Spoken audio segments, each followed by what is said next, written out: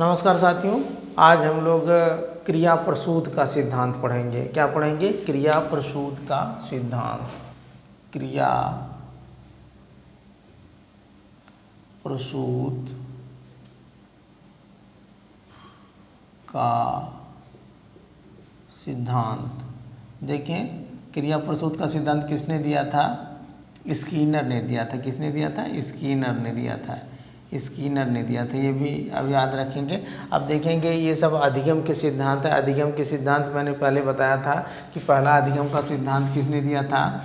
जो पावलॉव ने दिया था।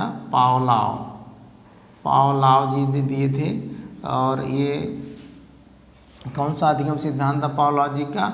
अनुकूलित अनुक्रिया का सिद्धांत। अनुकूलित अनुक्रिया का सिद्धांत। ठीक है, इसको क्या कहते हैं? CR थियरी भी कहते हैं।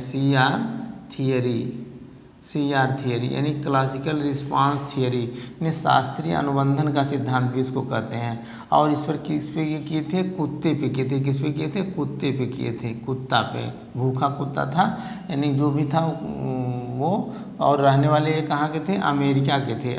नहीं सॉरी, ये रहने वाले कहाँ के? रूस के थे। इसे आप याद रखेंगे। तो ये हो गया रूस का। फिर उसके बाद थॉर्नडाइक को देख लेंगे। थॉर्नडाइक किसके? उद्दीपक अनुक्रिया का सिद्धांत। उद्दीपक अनुक्रिया का सिद्धांत। और इसको कहते हैं उद्दीपक, मतलब कि stimulus response theory, SR theory इसको कहेंगे। SR थियरी, स्टिमुलस उद्दीपक अनुक्रिया का सिद्धांत। इस पे इनके बिल्ली पे किया था इसने प्रयोग। किसने किया था? बिल्ली पे किया था। ये रहने वाले कहाँ के थे? अमेरिका के थे। ये देखें, ये सब बड़ा इम्पॉर्टेंट है। रहने वाले अमेरिका के, बिल्ली पे प्रयोग किए थे। इसको SR थियरी कहते हैं। इनके सिद्धांत का नाम उद्दीपक अनुक्रिया का सिद्धांत था, थॉर्नडाइक का। और इनके पावलॉव जी के सिद्धांत का नाम अनुकूलित अनुक्रिया का सिद्धांत था। इसको CR थियरी, और इस कुत्ते पे किए थे, रहने वाले रूस के थे। इतना जान जाएंगे।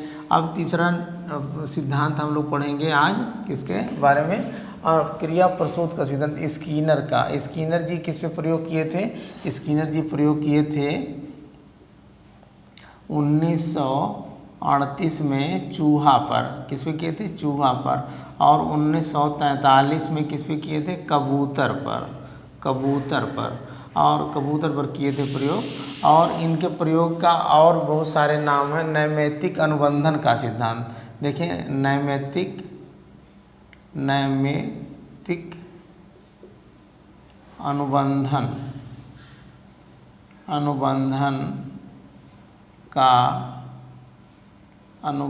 का सिद्धांत। इस सिद्धांत को कहते हैं। दूसरा है सक्रिय अनुबंधन का सिद्धांत। सक्रिय अनुबंधन का सिद्धांत इसको कहते हैं। और फिर कार्यात्मक प्रतिबद्धता का सिद्धांत। फिर उसके बाद अभिक्रमित अनुदेशन का सिद्धांत। अभिक्रमित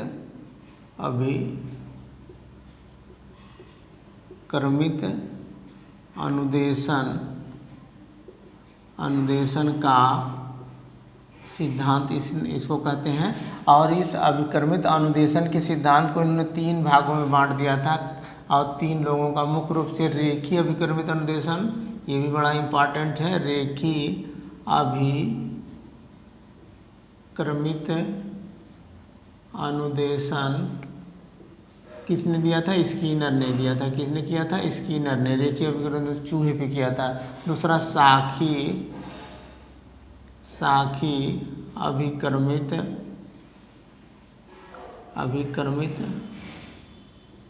अनुदेशन किसने दिया था? नॉर्मन ई क्राउडर ने किया था। किसका? शाखी अभिक्रमित। फिर उसके बाद मैथेटिक अभिक्रमित अभिक्रमित अनुदेशन किनका था? गिलबर्ट का था। किनका था? गिलबर्ट का था। ये बड़ा इम्पोर्टेंस है। और इनका प्रयोग चूहे पे किए, कबूतर पे किए, और इन्होंने अपने प्रयोग को दो व्यवहारों पे बताया। पहला बताया कि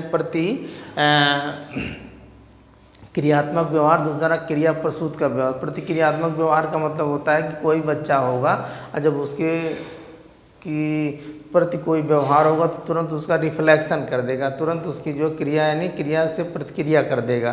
तीसरी चीज़ है कि क्रिया प्रसूत का व्यवहार का मतलब ये हो गया कि उसकी इच्छा पे डिपेंड करेगा कि करें कि ना करें, जाने का मन कर रहा है जाएं कि ना जाएं, मोबाइल चलाने का मन है चलाएं कि ना, पढ़ने का मन कर रहा है पढ़ें कि ना पढ़ें। तो दो व्यवहारों पे, एक क्रियात्मक और क्रिया प्रसूत के व्यवहार पे इनका सिद्धांत था। और दूसरी चीज़ इनका जो सिद्धांत है एक और नाम से था, उसको कहा जाएंगे जो है ये आर्यस थियरी। कौन सी थियरी? आर्यस थियरी। आर्यस थियरी यानी आर्यस थियरी को रिस्पांस स्टिमुलस थियरी, यानी ये बताते हैं पहले क्या होगी? क्रिया होगी, उसके बाद उद्दीपक होगा। क्योंकि इन्होंने जो प्रयोग किया था अपना, एक चूहे पे किया था और बिल्ली पे किया था। तो प्रयोग कैसे किया था? जैसे ये सपोज के लिए मान लीजिए इस तरीके का ये पिंजड़ा है, पिंजड़े को इन्होंने एक ले लिया था और ये जैसे पिंजड़ा ले लिया और पिंजड़े में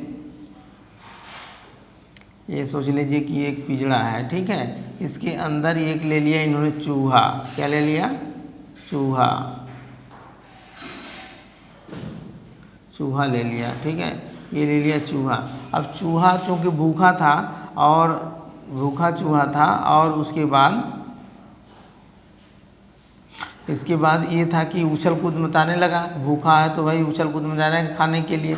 तो उन्होंने क्या किया कि यहाँ एक लीवर लगा दिया था, ऐसे लीवर लगा दिया था। और जब ये लीवर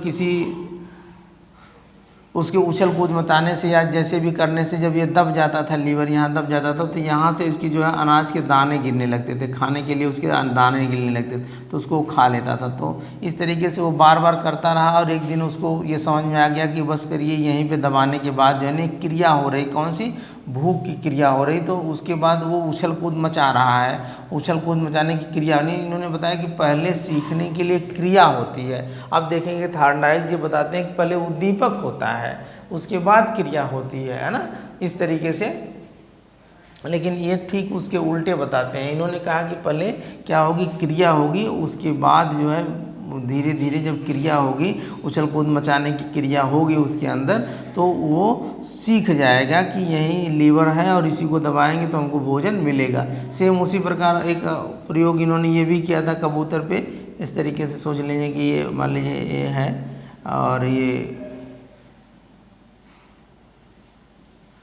भी एक पिंजड़ा था और इस पर इन्होंने एक कबूतर बना दिया था ऐसे करके। ऐसे मान लीजिए एक कबूतर है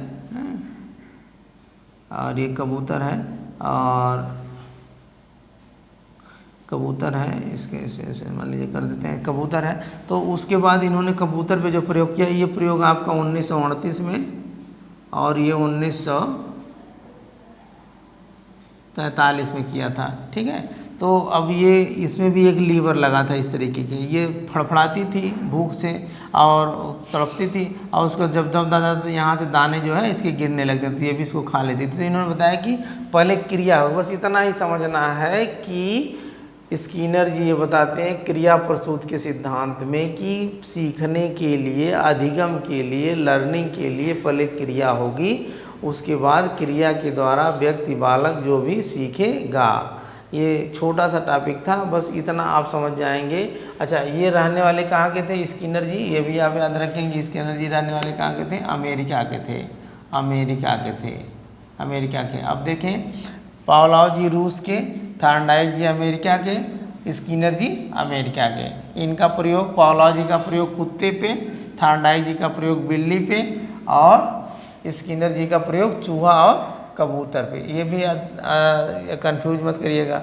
दूसरी चीज़ है पावलोव जी के सिद्धांत का नाम था CR थियरी, यानी क्लासिकल रिस्पांस थियरी, शास्त्रीय अनुबंधन का सिद्धांत। और इनकी थॉर्नडाइक जी के सिद्धांत का नाम था SR theory, stimulus response theory, यानी उद्दीपक अनुक्रिया का सिद्धांत।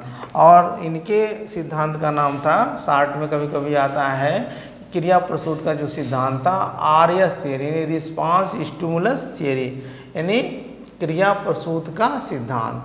छोटा सा टॉपिक था, इम्पोर्टेंट था, याद रखेंगे आप लोग। आज के लिए इतना ही, धन्यवाद।